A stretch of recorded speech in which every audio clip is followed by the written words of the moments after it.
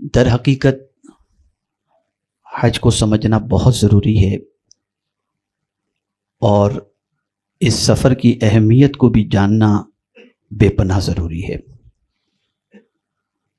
پہلی چیز جو سمجھنا ضروری ہے وہ یہ ہے کہ جتنی بھی عبادات اللہ نے فرض فرمائیں، نماز ہو، روزہ ہو، زکوٰۃ ہو، ان ساری عبادتوں کا معاملہ یہ ہے کہ آپ جہاں بھی چاہو یہ عبادت کر سکتے ہو۔ مثال کے طور پر نماز آپ نے پڑھنی ہے، آپ دنیا میں کہیں بھی ہیں، جہاں ہوں وہاں آپ نماز پڑھ سکتے ہیں۔ پرٹیکولر نماز کے لیے آپ کو کسی شہر میں کسی مقام پر جانا ضروری نہیں ہے۔ ہاں البتہ شہر کی مسجدوں میں جا کر نماز پڑھنا یہ بہتر بھی ہے اور اس کا حکم بھی موجود ہے، لیکن ہر شہر میں مسجدیں ملیں گی، اور جہاں مسجدیں دور ہوں وہاں پر آدمی چاہے اپنے گھر میں، اپنے دفتر میں، کہیں بھی وہ چاہے نماز کا وقت ہو وہ نماز ادا کر سکتا ہے۔ اسی طریقے سے روزے کا معاملہ ہے، آپ دنیا میں کہیں بھی ہوں، ماہ رمضان المبارک آ گیا، آپ وہاں پر روزے رکھ سکتے ہیں۔ یہ نہیں کہ روزہ رکھنے کے لیے آپ کو آپ کے شہر ہی میں ہونا ضروری ہے، جہاں بھی آپ نے ماہ رمضان کو پایا آپ وہاں روزہ رکھ سکتے ہیں۔ یہی حال زکوٰۃ کا بھی ہے، آپ جہاں بھی ہیں، آپ اگر صاحب نصاب ہو گئے آپ کہیں بھی زکوٰۃ دے سکتے ہیں، لیکن حج کہیں بھی نہیں کر سکتے۔ یہ وہ عبادت ہے کہ اس کے لیے آپ کو سفر کرنا ہی پڑے گا، اور اس کے لیے حرم جانا ہی پڑے گا۔ اس عبادت کے لیے جگہ بھی مقرر ہے، وقت بھی مقرر ہے، اور دن بھی مقرر ہے۔ اس سے آپ اندازہ لگا سکتے ہیں کہ یہ کتنا عظیم فرض ہے، اور یہی وجہ ہے کہ نت نئے قانون آتے رہتے ہیں، آدمی کچھ نہیں کر سکتا، اس لیے کہ قانون بنانے والے جانتے ہیں کہ نہ مکہ کہیں ہے نہ مدینہ کہیں ہے، آنا تو یہیں پڑے گا۔ اس لیے جو کچھ بھی قانون بنتا ہے آدمی چپ چاپ قبول کرنے کے لیے تیار ہو جاتا ہے۔ تو حج ایسی عبادت ہے جس کے لیے نکلنا ضروری ہے۔ بغیر نکلے ہوئے آپ حج اپنے گھر بیٹھے نہیں کر سکتے۔ آپ سوچیں کہ چلو میں بہت بڑی مسجد میں جا کر کے حج کر لوں، تو نہیں، حج کے لیے آپ کو نکلنا پڑے گا۔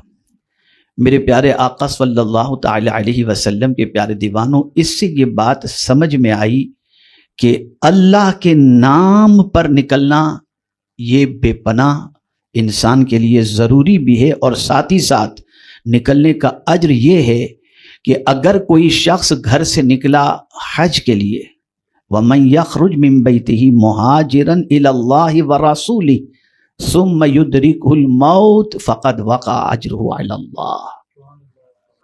گھر سے کوئی نکلا حج کی نیت سے، یا اللہ کی راہ کے اندر خاص طور پر حج کو لے لیجئے، نکلا گھر سے یا مدینے کی حاضری کے لیے نکلا، لیکن وہاں پہنچا ہی نہیں، اس سے پہلے اسے موت واقع ہو گئی، تو فرق کیا ہے؟ پہنچ جاتا وہاں پر، دیکھیں نکلنے کا فائدہ بتا رہا ہوں، وہاں پہنچ جاتا، حج کر لیتا، ایک ثواب ملتا، حج کا ثواب، لیکن نہیں پہنچا، لیکن نکل گیا ہے، پہنچا نہیں ہے، وہاں پر پہنچا نہیں ہے، لیکن نکل گیا اللہ کے نام پر، اللہ کے گھر کے لیے نکل گیا، اور موت واقع ہو گئی۔ فرق دونوں میں یہ ہے، پہنچ جاتا تو ایک حج کا ثواب ملتا، راستے ہی میں مر گیا، اب ہر سال اس کے نام اعمال میں حج لکھا جاتا ہے۔ یہ نکلنے کا فائدہ ہے، یہ نکلنے کا فائدہ ہے۔ اور اسی طریقے سے مفتی صاحب قبلہ یہاں تشریف فرما ہیں، قاری صاحب ہیں، دنیا میں علماء شاید کہ سن رہے ہوں، آپ دیکھیں مفتی صاحب امامت کرتے ہیں، محلے ہی کے اندر ایک بندہ ایسا ہے جس کا ریکارڈ کوئی خاص اچھا نہیں، مثال کے طور پر کوئی خاص اچھا نہیں، سلام کلام بس کبھی مسجد میں جمعہ میں آ گیا، لیکن ریکارڈ اچھا نہیں ہے، کیا کبھی مفتی صاحب اسے کہیں گے کہ میرے لیے دعا کرو؟ بھئی جواب دیجئے نا آپ، میں سمجھوں کہ میری بات آپ سمجھ رہے ہیں، کہیں گے مفتی صاحب؟ لیکن اچانک ایک رات عشاء میں مفتی صاحب سے ملنے کے لیے آیا، حضرت میں کل حج کے لیے جا رہا ہوں، اب مفتی صاحب کی سوچ بدل گئی. دیکھو وہاں میرا سلام پیش کرنا, میرے لیے دعا کرنا, یا اللہ جس بندے کو کبھی چائے کا نہیں بولتے تھے اسے دعا کا بول رہے ہیں, تو جواب ملے گا ذرا دیکھو تو صحیح نکل کہاں کے لیے رہا ہے. یہ ہے قدرت کا نظام. خالی نکلنا مت دیکھو, کہاں نکل رہے ہو, کس طرف نکل رہے ہو یہ بھی دیکھو. ہمارا حال یہ ہے کہ اٹھائے بستر اور کیا فرمائش, کیا کیا لانا ہے جلدی بتا دو, بہت لیٹ ہو رہا ہوں, فلائٹ مس ہو جائے گی, ایئرپورٹ پہ پہنچنا ہے, کھانا ناشتہ سے. یہ ہماری سوچ ہے, اور یہی وجہ ہے کہ حج کر کے آنے کے بعد بھی ہماری زندگی میں کوئی فرق نہیں پڑتا. ہزار جتنے بھی ہم حج کر لیں لیکن زندگی میں کوئی تبدیلی نظر نہیں آتی. کل محلے میں ایک حاجی ہوتا تھا, پورا محلہ اس کی بات مانتا تھا. یہ دور تھا. اگر اختلاف ہوتا تھا کہتے تھے حاجی صاحب جو کہہ دیں فائنل. اور اب میں کچھ نہیں کہتا, مجھ سے زیادہ آپ سب بہتر جانتے ہیں, مجھ سے زیادہ بہتر. اس لیے کہ جب سے یہ ساری چیزیں فارمولیٹی کے طور پر ہونی شروع ہوئی تب سے ہمارا حال برا ہو گیا. ابھی کل رات ہی میں نے آرٹیفیشل انٹیلیجنس پر گفتگو کی ہے ہفتہ واری اجتماع میں. مجھے امریکہ میں بچوں نے پوچھا تھا, نوجوانوں نے, کہ حضرت یہ آرٹیفیشل انٹیلیجنس, تو میں نے مسکرا کر ان سے صرف اتنا کہا تھا, میں نے کہا بیٹے آپ انٹیلیجنس کو صرف آرٹیفیشل کہہ رہے ہو, مجھے بتاؤ دنیا میں کوئی چیز بھی اوریجنل رہ گئی ہے؟ جنازے میں شرکت بھی آرٹیفیشل ہو گئی ہے, بیمار کو دیکھنے جانا بھی آرٹیفیشل ہو گیا, شادی میں تک شریک ہونا بھی آرٹیفیشل ہو گیا. نہیں جائیں گے تو کیا سوچے گا, منہ نہیں دکھائیں گے تو کیا سوچے گا, جنازے میں شریک نہیں ہوں گے تو کیا ہوگا. بس یہی سب. اوریجنل ہے ہی نہیں کوئی چیز. اگر کوئی چیز اوریجنل ہے تو صرف موت اب اوریجنل رہ گئی, باقی سب آرٹیفیشل ہو گیا. الا ماشاء اللہ. تو کہنے کا مقصد یہ ہے کہ اس کو اوریجنل بناؤ. اسی کو قرآن نے واضح لفظوں میں فرمایا, وَأَتِمُّ الْحَجَّ وَالْعُمْرَةَ لِلَّهِ. پہلی چیز اپنی نیت کو تم درست کرو کہ حج اللہ کے لیے کر رہے ہیں, عمرہ اللہ کے لیے کر رہے ہیں. اللہ کے لیے کرنے سے مراد کیا ہے؟ بس ایک ہی نیت, مولا یہ سب کچھ اس لیے کر رہے ہیں کہ تو راضی ہو جا, بس. سوائے اس کے اور کوئی مقصد نہ ہو, اس کی خوشی حاصل کرنا, اس کی رضا حاصل کرنا. تو میرے پیارے آقا صلی اللہ علیہ وسلم کے پیارے دیوانوں, جتنی بھی عبادت ہم کرنا چاہیں وہ کہیں بھی کر سکتے ہیں, لیکن حج کے لیے نکلنا ضروری ہوگا, بالکل نکلنا ہوگا. کچھ لوگوں کو چھوڑنا ہوگا, آرام چھوڑنا ہوگا. پھر آپ دیکھیں نا, کسی عبادت کی تیاری کے لیے اتنا ٹائم نہیں دیا جاتا جتنا ٹائم حج کے لیے. نماز وقت فجر, اس کے بعد سے لے کر آپ ظہر کے وقت تک آنے کو آپ کو ظہر کی تیاری, ظہر سے پھر عصر کی, اتنا چھوٹا سا وقت. رمضان المبارک جب آپ نے پا لیا, آپ کو تیاری شروع کرنی ہے, سحری کی افطاری کی تیاری کرنی ہے. زکوٰۃ, سال گزر گیا, آپ صاحب نصاب ہو گئے, آپ کو زکوٰۃ دینا ہے. لیکن حج کی تیاری کے لیے 2.5 مہینے رکھے گئے. شاید آپ کو نہ معلوم ہو, عمومی طور پر ماہ رمضان المبارک میں لوگ مفتیان کرام سے اور ہم جیسے گرے پڑوں سے سوالات کرتے ہیں, شوال کا چاند اگر مکے میں دیکھ لیا تو کیا حج فرض ہو جائے گا؟ یہ سوال عمومی طور پر آتا ہے. اور اب تو پتہ نہیں کیا ویژن ہے, اور اس ویژن کے سلسلے میں اب شوال کے اندر بھی عمرہ کے ویزا جاری رہتے ہیں, اور ٹور والے تو دبا کے لے کے جاتے ہیں ان لوگوں کو جن کو کوئی کچھ مطلب مسئلے کی پڑی ہی نہیں ہے, بس لے کر کے جاؤ پہنچا دو. اب ان پر حج فرض ہوا. تو آپ کو ایک چیز بتا دوں, جس نے بھی حج نہیں کیا اور وہ صاحب نصاب بھی نہیں ہے, صاحب استطاعت بھی نہیں ہے, صاحب استطاعت نہیں ہے, اور اس نے حج نہیں کیا ہے, لیکن اس نے اگر شوال کا چاند مکہ مکرمہ میں دیکھ لیا تو اب استطاعت کا معاملہ نہیں, وہاں چاند دیکھنے کی وجہ سے اس پر حج فرض ہو گیا. تاخیر کرنے پر اس کے اوپر جو ہے وہ گناہ لازم آئے گا. ہاں, مدینہ منورہ سے آپ جدہ آ کر فلائٹ پکڑنے والے ہیں, جدہ سے آپ کی فلائٹ ہے, مثال کے طور پر 2 شوال کو آپ کی فلائٹ جدہ سے ہے, آپ مدینہ منورہ میں تھے. اب مدینہ منورہ سے آپ اگر جدہ چلے جاتے میقات کراس کر کے تو آپ پر حج فرض نہیں ہوگا. مکے میں آ گئے تو حج فرض ہوگا. اب آپ دیکھیے کیوں, اس لیے کہ یہ حج کا مہینہ آپ نے پا لیا.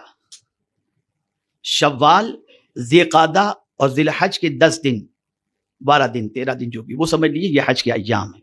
قرآن کہتا ہے الحج اشہر معلومات فمن فرض فیہن الحج. تو چونکہ حج کا مہینہ, اب آپ دیکھیے کسی عبادت کی تیاری کے لیے اتنا ٹائم نہیں دیا گیا. جتنا ٹائم حج کی تیاری کے لیے. اس لیے توجہ چاہوں گا جملے پر، اس لیے کہ نماز دن میں 5 مرتبہ فرض ہے، زکوٰۃ صاحب نصاب ہیں تو سال میں 1 مرتبہ، روزے ماہ رمضان میں سال میں 1 مہینے کے لیے، لیکن حج زندگی میں 1 مرتبہ فرض ہے. تو اس 1 مرتبہ کے فرض کی ادائیگی کے لیے پوری زندگی آپ کو تیاری کرنی چاہیے، اور اسی لیے اللہ تعالیٰ اتنے مہینے کا ٹائم دیتا ہے. اب یہ ٹائم دینے کے کئی مقاصد ہیں، ان مقاصد میں ایک مقصد یہ ہے کہ قرض بھی آپ لوگوں کا ادا کر دیں. اس ٹائم دینے کا ایک مقصد یہ بھی ہے کہ لوگوں سے اپنی غلطیوں کو معاف کروا لیں. اس ٹائم دینے کا مقصد ایک یہ بھی ہے کہ لوگوں کے درمیان آپس میں صلح، اگر کسی سے جھگڑا ہے تو وہ ختم کر دیں. اس لیے کہ یہ سفر در حقیقت سفر آخرت کی تیاری ہے، اور یہ سفر آخرت کی یاد دلاتا ہے. میرے پیارے آقا صلی اللہ تعالی علیہ وسلم کے پیارے دیوانوں، ایک نکتہ عرض کروں گا تو آپ کو بڑی مسرت ہوگی. نماز کسی بھی لباس میں پڑھ سکتے ہو، روزہ کسی بھی لباس میں رکھ سکتے ہو، زکوٰۃ کسی بھی لباس میں دے سکتے ہو، حج کسی بھی لباس میں نہیں کر سکتے. حج کے لیے آپ کو اپنا لباس اتار کر 2 چادر ہی پہننی پڑے گی، چاہے آپ بادشاہ وقت ہی کیوں نہ ہو. پتہ چلا اس کے لیے لباس بھی مخصوص، پھر جگہ بھی مخصوص، وقت بھی مخصوص. اور یہ بات یاد رکھیں کہ جب اپنے جسم سے اپنے پسند کے سلے ہوئے کپڑے اتاریں اس وقت تصور کیا ہونا چاہیے.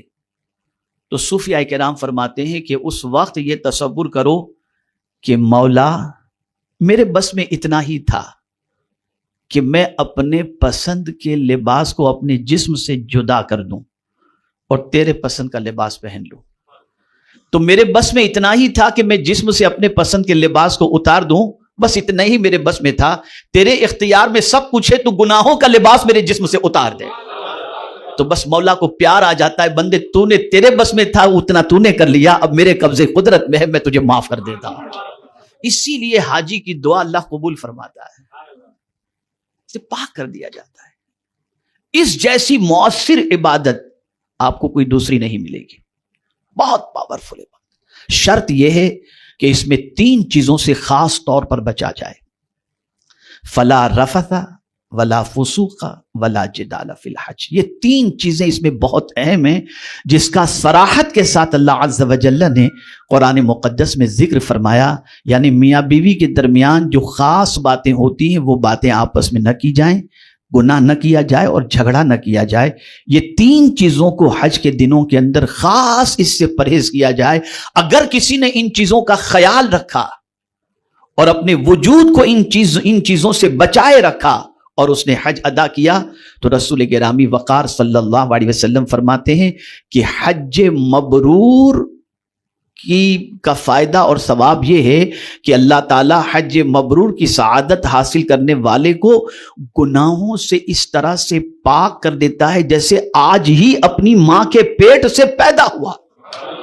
میں تو اس مثال کو دیکھتا ہوں تو میرے رونگٹے کھڑے ہو جاتے ہیں کہ ایک پیدا ہونے والا بچہ جس کے جسم پر گناہ کا ایک دھبا بھی نہیں رہتا، اگر حج اللہ قبول کر لے تو اللہ اس کے گناہوں کو اس طریقے سے اتار دیتا ہے اس کی زندگی سے. کتنی عظیم مثال ہے. اور پھر یہاں یہ بھی بتا دوں کہ اگر کوئی حاجی عرفات کے میدان میں پہنچ کر کے بھی شک کے اندر گرفتار ہو جائے کہ میرے گناہ معاف ہوں گے کہ نہیں ہوں گے، یہ اس دن کا سب سے بڑا گناہ ہے. کانفیڈنس رکھو کہ میرا مولا آج ضرور مجھے معاف فرمائے گا، یقیناً مجھے معاف فرمائے گا. اور میرے پیارے آقا صلی اللہ علیہ وسلم کے پیارے دیوانوں، حج مبرور کا صلہ، اس کا بدلہ اللہ کے رسول صلی اللہ علیہ وسلم کیا فرماتے ہیں؟ اس کا صلہ ڈائریکٹ جنت ہی جنت. اگر کسی کا حج اللہ نے قبول فرما لیا، اللہ کرے سارے حاجیوں کا حج اللہ قبول فرما لے، تو اس کا بدلہ صرف جنت ہی جنت ہے، اس کا صلہ جنت ہی جنت ہے.